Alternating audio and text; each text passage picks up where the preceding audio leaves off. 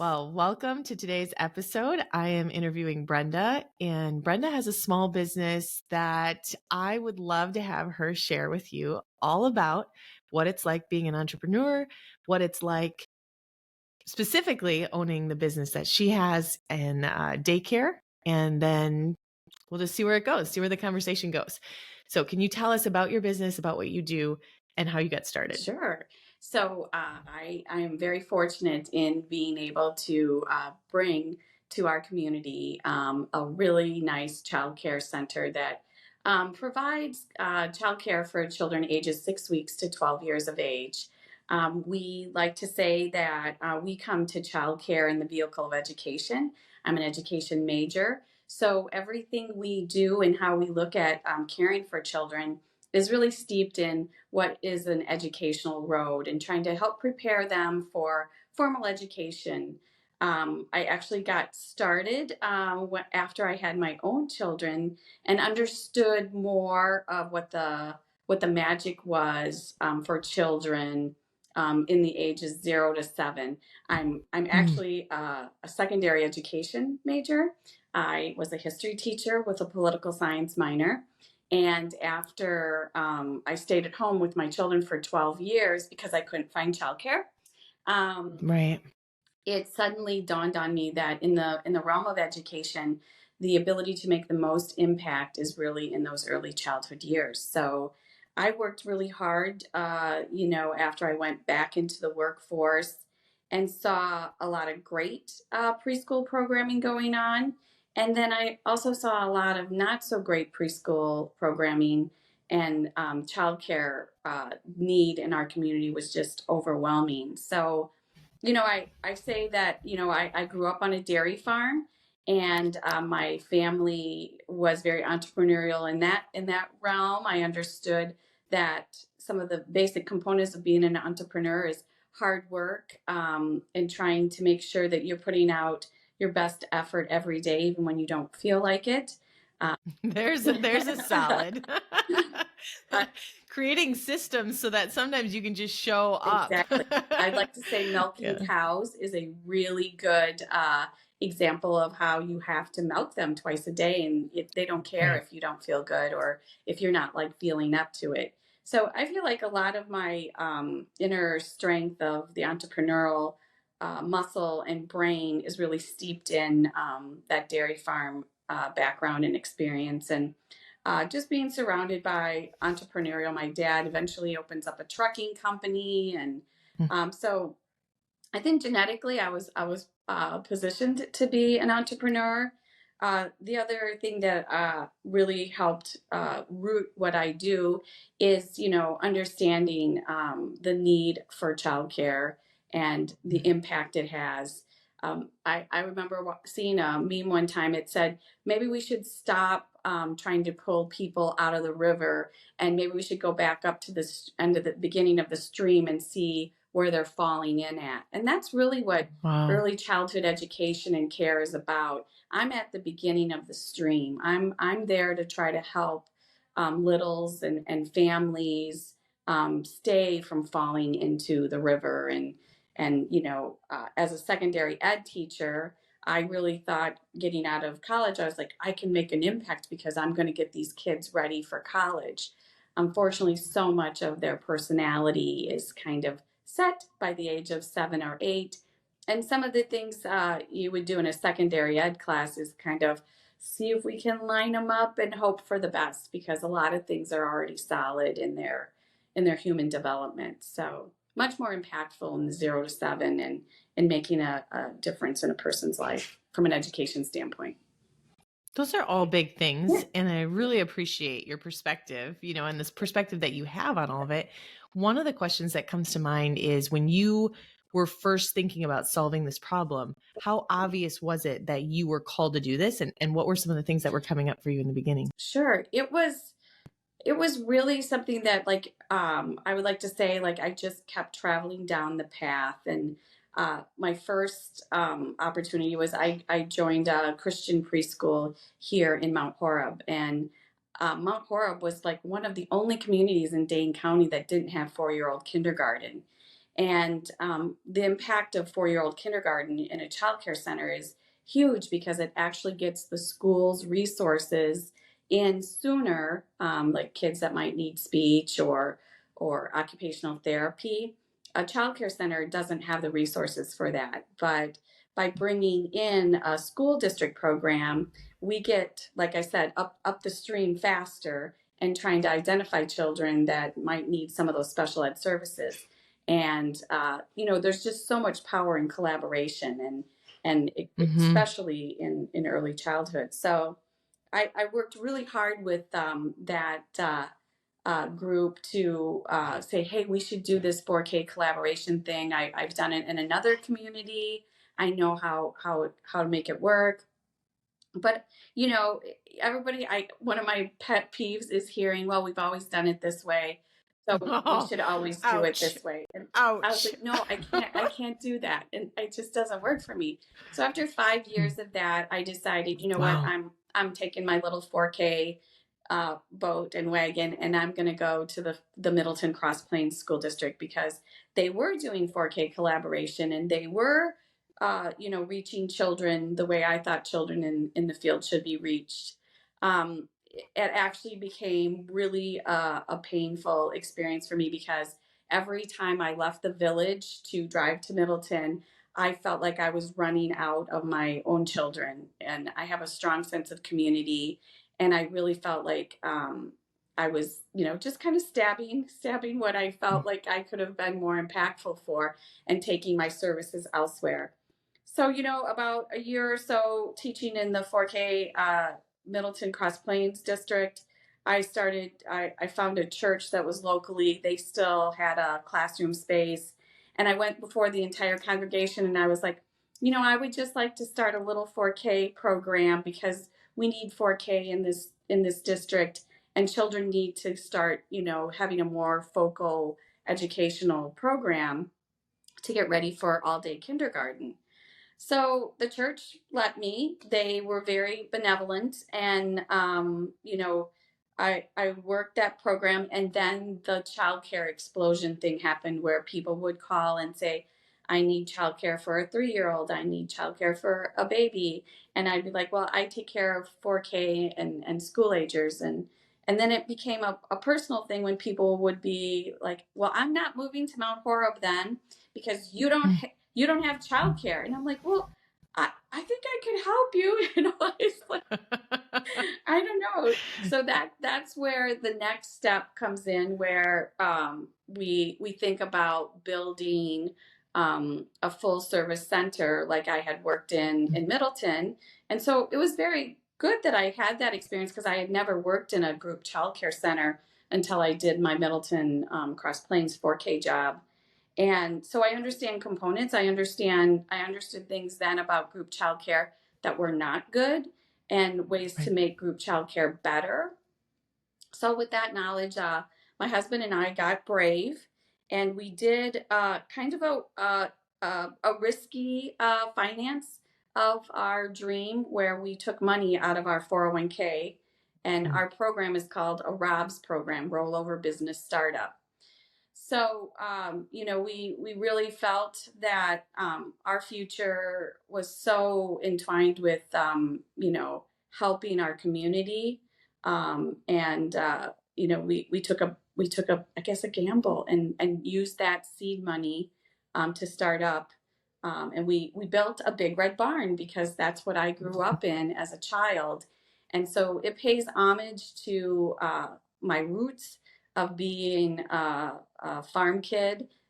It's very Wisconsin because we all love big red barns, and children especially love big red barns in Wisconsin. And so we have a lot of fun and play on that whole idea and brings that home to home here. I love it. I love it. Are there cows in the building? I would love cows, but it's a licensing Uh-huh. thing. I have so many rules about that. So yeah, no cows. So the two of you were in on it together and you're looking at your retirement and you're like, okay, we've got this opportunity to just, keep the money in here and continue to do what's quote unquote normal, maybe what other people would say you should do. Mhm. And instead you just had this calling to your heart and you were like, but this is where we're called. We got to do it. Yep. Yep. And I feel like, once you find the path or the road that you're supposed to be on, it's weird or amazing how doors just open. And recently I was listening to a podcast, and they were saying, at the end of the day, like they envisioned themselves dying and sitting down with God, and God said to them, and maybe this person didn't live their full dreams, or didn't do their potentials, or didn't take the big risks, and their life wasn't as big as they knew it could have been or should have been. You never want to get to that table and God slides you a piece of paper across the desk and says, "This is what I had planned for you, but you didn't, take those risks." So I really feel like at the end of the day, when I get to the pearly gates, God's going to hand me that plan. He's like, "You actually did more than I thought you Right. were going to do." But that's what I'm hoping. Wow. I know I'm on His right plan, at least, and it's very powerful. I feel like if things don't work out, that wasn't your plan. That wasn't the piece of paper Mm. God was handing you, and Mm. your goal is try to get to what was that paper, that what was His plan that He had. So can you dig in a little bit here with me if there were any times where doors didn't open that you really thought this was the plan Yeah, or that it should, sure. and it just didn't open? Yeah, Like what was that like? I think during this journey in starting the childcare center, um, there was a time when we started up another center in Cross Mm. Plains. Um, you know, a large group, like it felt really uncomfortable for me spreading myself that thin the whole time, but I kept trying to shake it off as like, oh, it's okay. It's just another risk and Mm. another step. But because I am not a business person, as far as like, I don't have a business degree. I don't have a lot of formal business information. I've learned it. I've Googled it. I've lived it. Mhm. Um, some of the things that I think fell short with that, in addition to COVID, which was the final Oh, straw ouch. for that center, was, it was really painful when I had to close that center. I take my Mm. commitment to children and families to the heart, but I understand in business, like there are good business decisions and then there are bad business decisions. And we were at a point where we were losing so much money. And then after COVID hit, we actually finally, usually by year 3, when you start up a childcare center, by Mhm. year 3, that's where we just had started cash flowing. Then COVID hit, Mm. and I would say we had a center at that time of 90 children. After Mm. COVID, there was only 20, 25 children coming back. So many people up in Cross Plains had lost their jobs. It was just a different zip code than the Mount Horeb zip code, a different employees and employers up there. So it was super difficult in November of 2020 to close that door Mm. on that facility. And there's where I kind of felt like, is this really the business for me? But in hindsight, it was a business lesson in the fact that, yeah, it was a hard thing, but you have to still keep in mind, like, does this make sense for the business, the overall business? Mhm. Is this sustainable? And that was hard. It was a hard lesson. It certainly was difficult, but it also gave me the mindset that you should really shine the gem you have, and Mhm. really appreciate things. We did have families that followed us down into Mount Horeb from the Cross Plains location, and actually, it's kind of weird. Just within the last probably 30, 60 days, we've had 2 or 3 families who've come back to us from the Cross Plains location. So that makes me feel good. Like, they didn't be like, oh, Right. teacher Brenda, you just, we're not very happy with you and we're not going to come back. They're returning. And they understand COVID just kind of messed up a lot of stuff, but I think, Especially for business owners right, and people with jobs and kids at school. I right. mean, like all the Yeah. things. It's a perfect storm. Yep. And you hit that wall and you can start to second guess, was this the path? Hmm. But you really have to, and chalk it up as the lesson or the blessing was, I've learned more about Hmm. um, what makes a good business owner. And the they used to say, like, it's just business, and that Hmm. used to bother me, and it still does to a little bit, because what we do here can never be just about business. But when you have to make big decisions, like, can I afford to keep this business going for the sake of Hmm. the corporation, and for the sake of everybody, then you need to move forward with the correct business decision, which is, I'm sorry, we have to close this facility. That is tough stuff. Like Yep. major props to you for, that was not that long ago. I would probably be still ugly crying when I told the Yeah. story Yeah. because oftentimes it's easy to look at it and not refer to it as a lesson, but Mhm. look at it more. I mean, there was a business that I was a part of for let's see, I started it when I was 18. It was my parents funded it. It was their idea. And then they said, "Hey, do you want to run this?" And so I said yes, thought no, but said yes. And I just got the message. I'm no longer involved, but I just got the message that they're planning to shut it down. And there's like this moment of grief, where it's like, these are our babies. This is not just a little, Yeah. you know, even if I'm not the one there anymore, that was my heart. That was, there was a lot that went into it. So, um, major props to you for being able to, look at it and say, okay, this was the lesson, and picking yourself up again and saying, okay, I've got this gem. We've got this, Yeah. what we have. Let's take really good care of it. Mhm. And so, mentally, emotionally, how many years have you been a business owner? And how is that different than anything else that you've done before that? Sure. So I believe we started everything in 2013. So this is year number 10 for me. Um, it's kind of hard for me to even remember life before I was a business owner. Um, like I said, I was a stay-at-home mom, but for me, a stay-at-home mom, I was a Girl Scout leader for 12 years. I was on various committees in the village. I sat on the youth center's board. So I kind of couch that I was a stay-at-home mom with a little, like, tamper, because I still was running many plates and platters Hmm. spinning.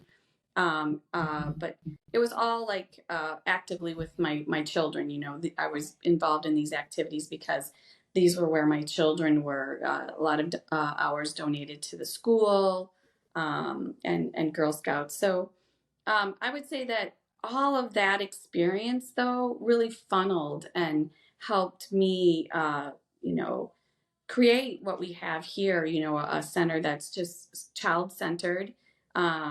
Every day is an opportunity for learning and making memories. Some children are in group childcare 50, 60 hours a week.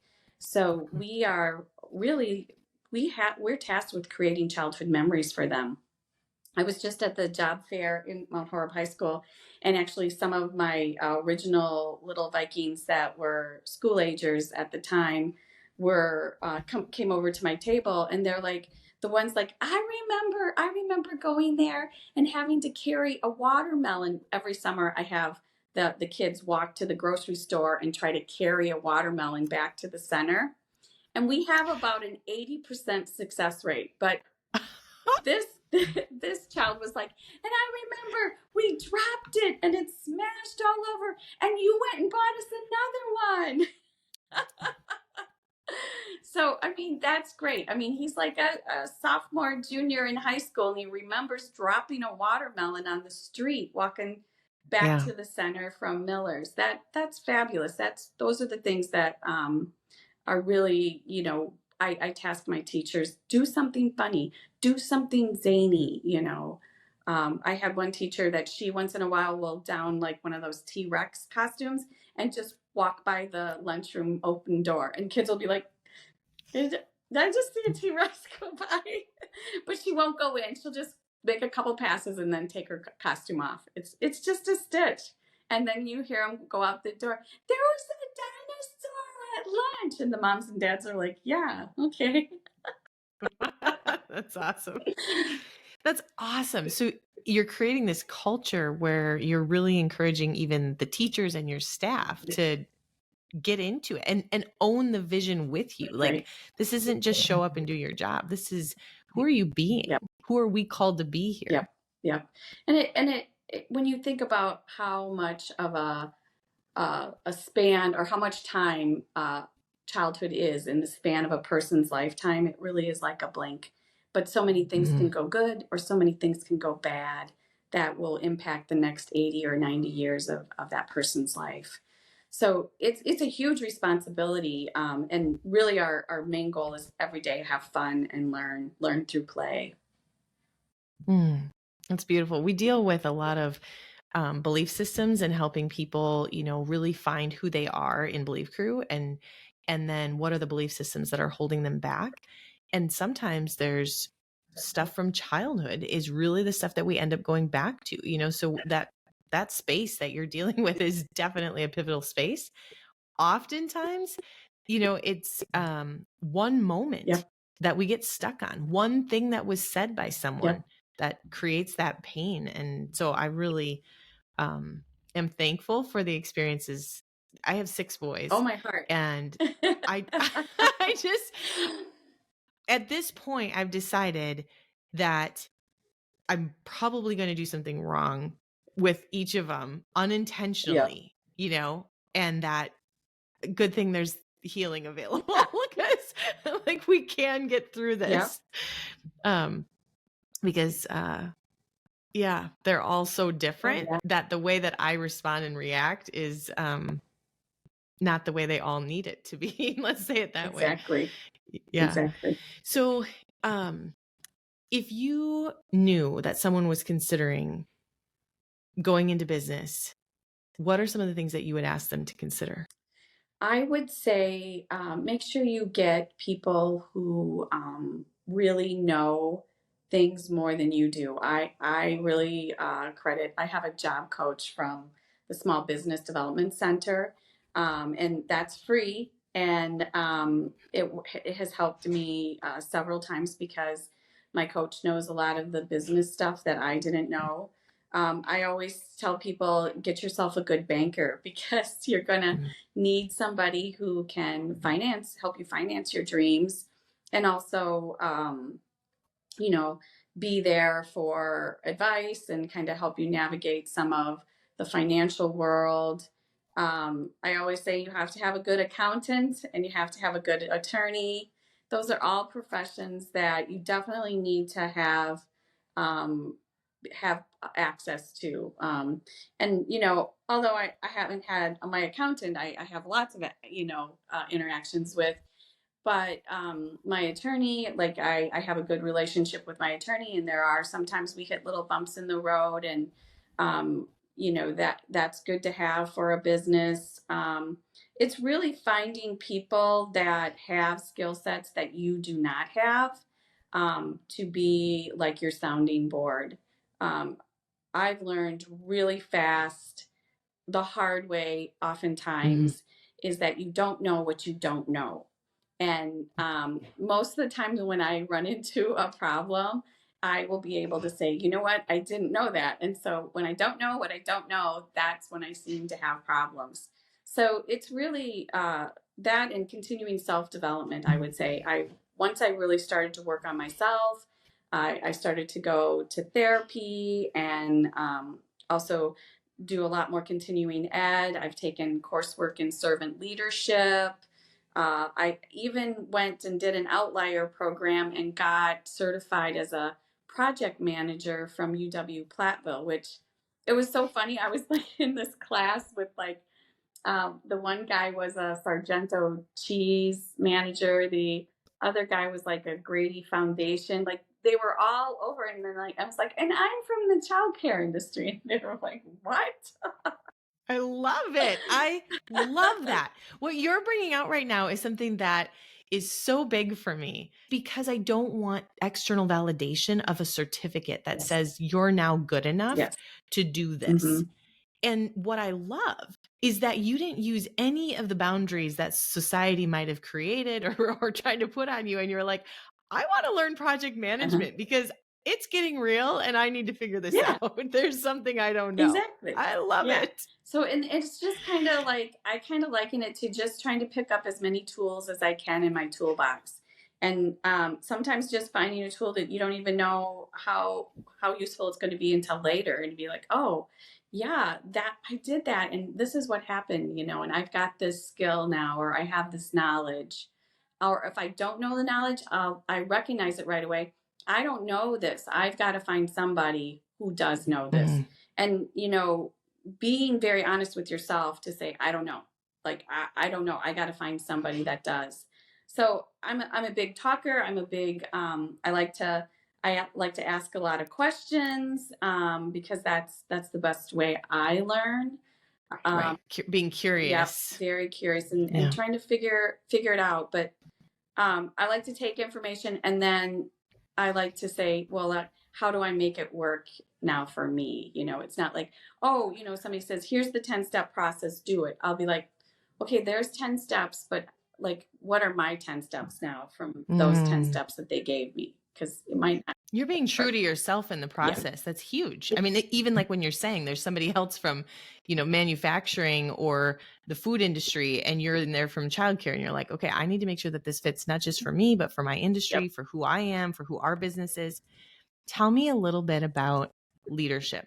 I've been studying this for a while now, and I'm really just starting to put together the pieces of how I was a leader at 18, but because I had a position of leadership, because I hired someone, but I didn't know I was a leader. And so I'm really interested in digging into conversations about there's entrepreneurship, which I don't even think we know sometimes that we're an entrepreneur Mhm. when we Yep. are. And it's just like, no, I had this idea. Someone needed to do it. It was me. It was my Yep. calling. Here I am. Yep.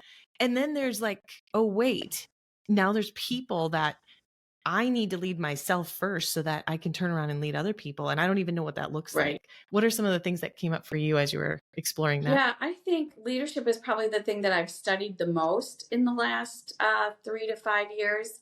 COVID gave us a lot of time to have a little more headspace, and so much more opportunities for online learning that were not really available for before COVID. So I've taken like a lot of I took a certificate from Viterbo on a servant leadership, and understanding. And that's made a huge impact on the way I look at our business. I really look at it. My teachers are the most important thing. It's not my customers. The children are important too, but if I take care of my teachers and I do a really good job of that, my children and my families and my organization will be taken care of.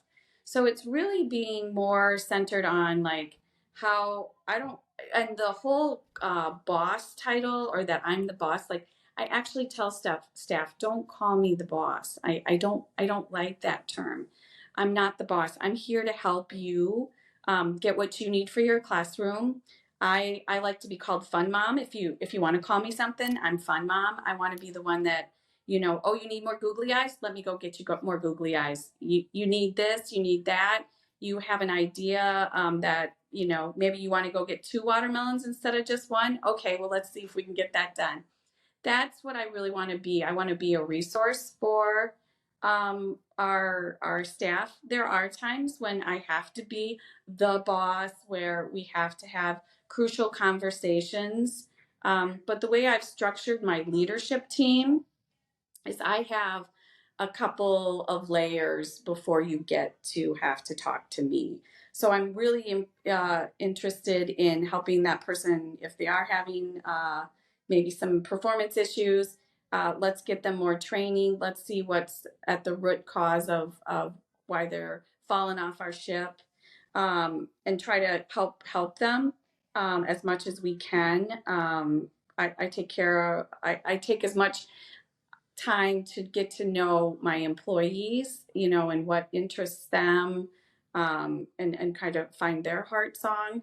A leader nowadays, especially with the really tough job market and finding employees, needs to stop focusing on themselves and needs to focus on those teams. And seriously, that since COVID has been like the biggest change in our culture is me with my leadership team understanding that our biggest asset is our teachers, and making sure that they're taken care of, and that they're feeling loved and that they're feeling supported. And when they're not, then we need to do something immediately to change that situation. That's awesome. And really, you're in the people development business in a Right. way. I mean, most of your clients are Right. in that younger age, but technically you can be empowering, Right. your staff so that then they're turning around and empowering others. Is there anything that you found, tools and resources that you would love for others to know about? I would say, I really like the Verturbo has a servant leadership program that they do a certificate, which I didn't do the full credential, but that is a really awesome resource to tap.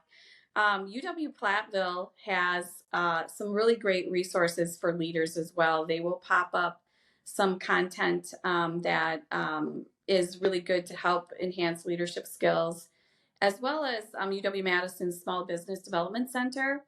I have taken as many courses that I can from them. And they do things like I just recently took a class on like how to succession plan. So there's always lots of, I just feel like, one of the things with COVID is it gave us so much more online learning available. Even Harvard Business School, which is I'm saving up for this, they actually have a leadership certificate. I think it's a 12-week class, all online. But I mean, that's my goal for next year, is to try to enroll in that certificate program. And then I'm going to get a Harvard sweatshirt. I love it. I love it. The goals that you're setting for yourself are so fun because you're getting to develop personally and, creating just fun little goals. Like that's the things that we can celebrate don't have to be big. Right. It's just, it's the little things sometimes. Yeah. Oh, is there anything else that you feel has been left unsaid? I can't really think. I just really want people to know that, the road is never going to be easy as an entrepreneur, but it is always fun and challenging. And you've got to really, any hard times that you do come across, just try to figure out what that lesson was, because that's what it was. Some people go to college and pay for tuition credits. I feel as an entrepreneur, our knowledge is the school of hard knocks sometimes, and that's the best way to learn. And you just got to keep reaching and giving back and asking questions. That's the biggest thing. Figure it out.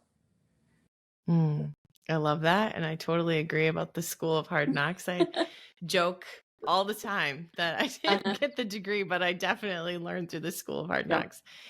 My marketing degree was that way, like spending all kinds of money in radio when our business was not actually a radio-based business. We were a relationship-based business, and it was not as transactional as sometimes radio ads or branding. We didn't need the big brand, but anyway, so that was the school of hard knocks. Lots of tuition paid there. It's a good school, Yes. So, well, thank you so much for joining me. And I'm very excited about what you're creating, what you've created, and really just that you followed your calling, that you followed that whisper to your heart and realized that it was you that was meant to solve the problem instead of looking for somebody else to solve the problem. Right. So thank you and appreciate it. Take care. Thank you for tuning in. And to stay in touch, email us at info@businessaddictspodcast.com.